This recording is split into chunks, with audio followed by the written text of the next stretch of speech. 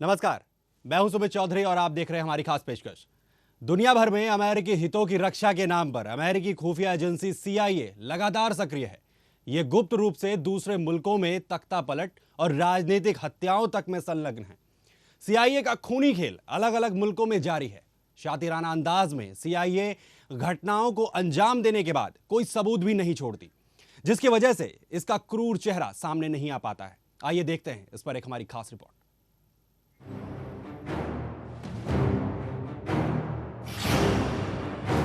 क्या है CIA और क्या है CIA का उद्देश्य? CIA किन के खिलाफ करती है साजिश? कैसे दूसरे देशों में बनाती है अपने एजेंट? CIA क्या काम लेती है अपने एजेंटों से? खौफनाक कारनामों को कैसे अंजाम देती है CIA? CIA अमेरिका की मुख्य खुफिया संगठन है, जिसका काम समय के साथ बदलता रहता है।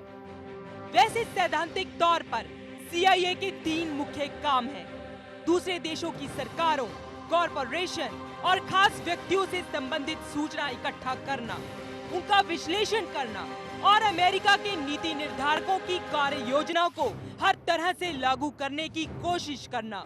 इसके अलावा CIA का महत्वपूर्ण कार्य गुप्त रूप से दूसरे मुल्कों के अमेरिकी विरोधी नेताओं और सरकार को नेस्तनाबूद करना भी रहा है। यहाँ तक कि अमेरिका विरोधी नेताओं को मौत के घाट उतारने की साजिश तक में CIA की भूमिका रही है। क्यूबा के नेता फिदेल कास्त्रो की हत्या के 17 असफल प्रयास CIA के खाते में है। सरकार बनाने और गिराने के खेल में तो CIA को महारत हासिल है। अनौपचारिक रूप से CIA का गठन दूसरे विश्व युद्ध के दौरान किया गया था। दूरी राष्ट्रों की गतिविधियों पर नजर रखने और उनकी युद्ध संबंधी रणनीति को प्रभावित करने के लिए CIA का कुशलता पूर्वक इस्तेमाल किया गया था। युद्ध खत्म होने के बाद अमेरिका में राष्ट्रीय सुरक्षा अधिनियम के तहत CIA को विधिवत कानूनी तौर पर स्थापित कर दिया गया। इसके बाद दुनिया 2 हिस्सों में बंट गई थी। एक का नेतृत्व अमेरिका के हाथों में था तो दूसरे का सोवियत संघ के। इस दौरान CIA पूरी तरह से सोवियत संघ और दुनिया भर के साम्यवादी सरकारों के पीछे पड़ा रहा। साम्यवादी विचारधारा के फैलाव को रोकने के साथ साथ साम्यवादी नेताओं की हत्या तक करने की साजिश का भी आरोप CIA पर लगता रहा, लेकिन उसके इरादे और कार्यप्रणाली में कोई अंतर नहीं आया।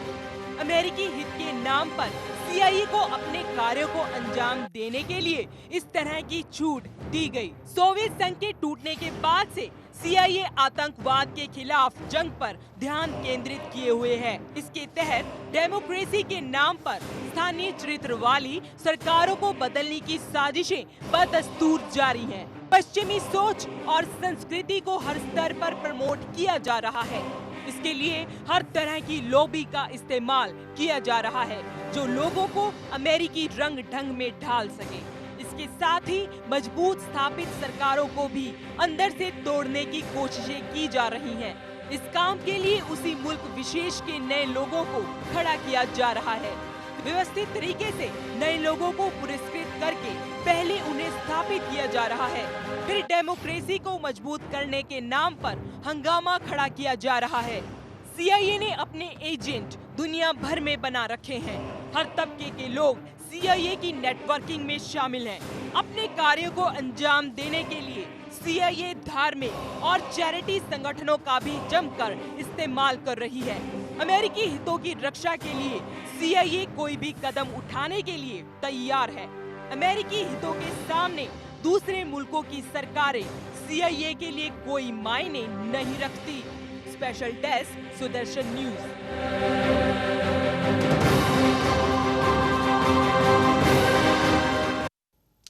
CIA हिंदुस्तान में लंबे समय से सक्रिय है। अपने मंसूबों को पूरा करने के लिए वो यहीं के लोगों का इस्तेमाल कर रही है। इस पर हमारी संवाददाता मनु लखोत्रा के साथ एक खास बातचीत में बड़ा खुलासा किया है सामाजिक कार्यकर्ता साईलाल हीरालाल जी जेदिया ने।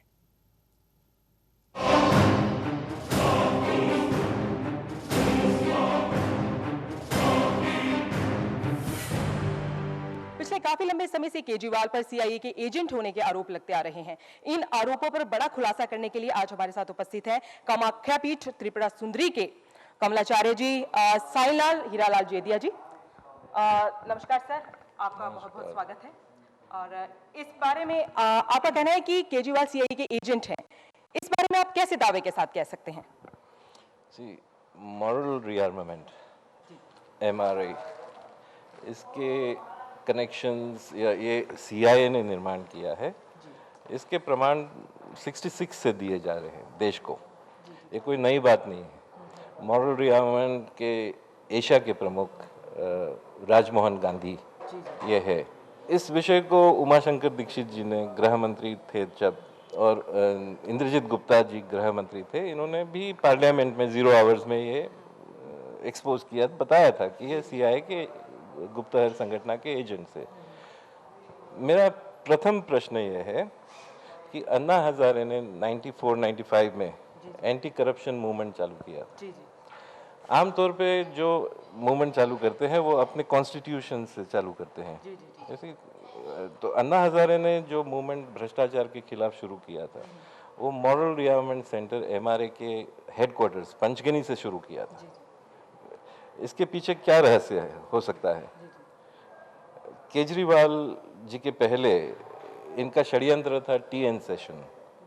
ये टीएन सेशन को प्रोजेक्ट करना चाहते थे, और मुझे जब पता चला कि टीएन सेशन के पास डुअल नेशनैलिटी है, ब्रिटिश और इंडियन, तो तब मैं हिंदू नेताओं से मिला जो उनको सपोर्ट कर रहे थे, बाला साहब ठाकरे और एमपीज़। उनको जब मैंने इस बारे में जागरूक किया तो उन्होंने सपोर्ट विड्रॉ किया। उसके बाद ये संस्थान ने केजरीवाल को सिलेक्ट किया। उनको ऐसी शख्सियत चाहिए होती है। यहाँ मैं आपको रोकूंगी सर। इन दिनों चुनावी सरगर्मियां जोरों पर हैं, लोकसभा चुनाव सर पर हैं, आने वाले हैं, और ऐसे में इस तरह का आपका खुलासा, इसके बारे में आप क्या कहेंगे? जब मुझे पता चला कि राजमोहन गांधी खुलेआम इनको जब सामने ला रहे हैं कैंडिडेट बना करके, और ये सारे के सारे ये जो फैमिली लीनेज है, सीआईए की फैमिली लीनेज, पॉलिटिकल लीनेज, जो कि किरण बेदी से लगा के अन्ना हजारे, मेधा पाटकर, ये सारे के सारे, सीआईए डायरेक्ट फाइनेंस नहीं करती है कभी भी। वो sir Magsaysay awards, Ford awards, मेरे ख्याल से फिलिप्स से भी उनके अच्छे कनेक्शंस हैं, जर्मनी के जो फिलिप्स से बहुत से माध्यम से पैसा आता है, और बहुत से अच्छे लोगों को भी दिया जाता है जो अच्छा काम करते हैं, और कुछ उनके गुप्त लोगों को भी दिया जाता है अच्छे बना के। सर, यहाँ मैं एक बात आपसे पूछना चाहूंगी कि आपने जैसे कहा कि जब आपको पता चला कि राजमोहन गांधी शामिल हो रहे हैं आम आदमी पार्टी में, तो तब आप इस खुलासे के लिए आप आए। तो सर, क्या आपका कोई पर्सनल उनके साथ कोई विवाद है, राजमोहन गांधी के साथ? ऐसा आप क्यों कह रहे हैं? पर्सनल एक्सपीरियंस कहिए, अनुभव। मैं 10 साल की उम्र से उनके साथ में था। मेरे पिताजी भी उनके साथ में थे, क्योंकि मेरे पिताजी स्वतंत्र सेनानी थे। तो बापूजी का ग्रैंडसन, पोता जब सामने आते हैं तो normally you look at him as Bapuji. तो वो आकर्षण था, आध्यात्मिक जज्बाती आकर्षण था। अब जब उनके साथ में हम उस अच्छे भावना से जब जुड़े थे, और जब उनके सही रंग नज़र आने लगे, जब पिताजी को उन्होंने कहा कि हीरालाल जी आप नागालैंड में जाइए, जो बंडोकोर फिजो था, जो कॉफिन में लंदन एस्केप हो गया, तो उसका भांजा, भतीजा निकी टुइरलू, ये एक एक्टिविस्ट है एमआरए का, वो ट्रस्ट में भी था मेरे ख्याल से, एमआरए के ट्रस्टी भी थे। सर, एमआरआई के बारे में आप बताएंगे क्या है? एमआरए का फुल फॉर्म है मॉरल रीआर्मामेंट। उनके बहुत से नाम है, फ्रेंड्स ऑफ मॉरल रीआर्मामेंट वगैरह वगैरह। अब इनका मेन उद्देश्य है कि भारत के जो स्टेट्स है उनको तोड़ना, केंद्र से अलग करना। ये आप कैसे कह सकते हैं कि इनका यही उद्देश्य है, भारत की स्टेट्स को तोड़ना? कोई सबूत इसके बारे में हो तो बताइए। ये मैं हूँ, जब मैं 10 साल का था। ये बंडोकोर फिजो जो कॉफिन में एस्केप हो गया था लंदन, उसका भांजा, भतीजा निकी टुइरलू, राष्ट्रपति जाकिर हुसैन। तो इस प्रकार के लोगों से मैं बचपन से मिला हूँ, उठा बैठा हूँ, जानता हूँ। इस भरोसे पे मैं इधर आकर के ये इतनी गंभीर बात में लोगों के सामने इसलिए लाना चाहता हूँ कि मेरे देशवासी जागरूक हो। इसी और ऐसे पॉलिटिकल नेताओं के भड़कावे में मत आइए जो देशभक्ति की बातें करते हैं, मगर वो देशभक्त नहीं है, ये सब जासूस है, ये सब देश को तोड़ने आए हैं। नागालैंड को इन्होंने अलग कर दिया, नागालैंड की क्रिश्चियन भाषा मतलब इंग्लिश भाषा उन्होंने घोषित की, नेशनल भाषा क्रिश्चियन धर्म घोषित किया। तमिलनाडु ये तोड़ना चाहते हैं, श्रीलंका ये तोड़ना चाहते हैं।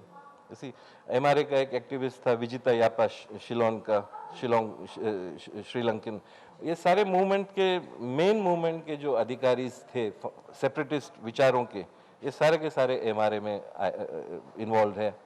इसी मेरा दिल्ली आने का उद्देश्य सिर्फ ये है कि आम आदमी पार्टी एक गांधी निर्माण करते, सीआईए पहले गांधी निर्माण करना चाहता था हिंदुस्तान में, उनको एक गांधी की एक आवश्यकता थी।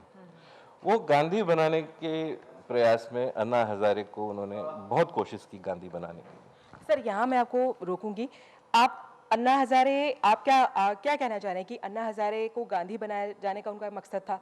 क्या अन्ना हजारे के साथ जैसे दुनिया की इतनी लोगों की सिंपैथी जुड़ी हुई है, कितनों की भावनाएं जुड़ी हुई हैं, तो ऐसे में आपको क्या लगता है कि इसके पीछे भी एक पूरा षड्यंत्र था?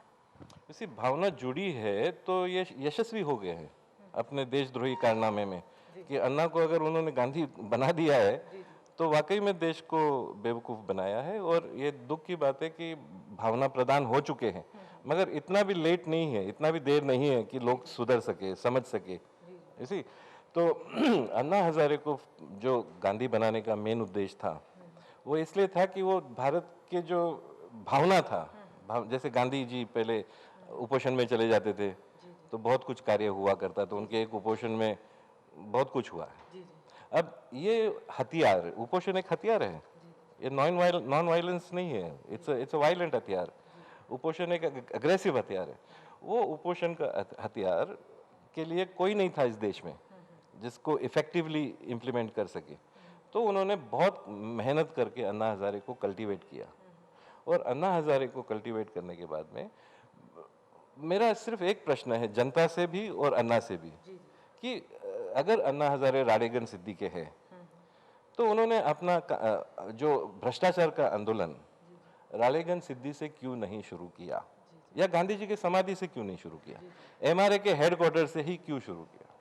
क्या लेन देन है उनका, क्या कनेक्शन है?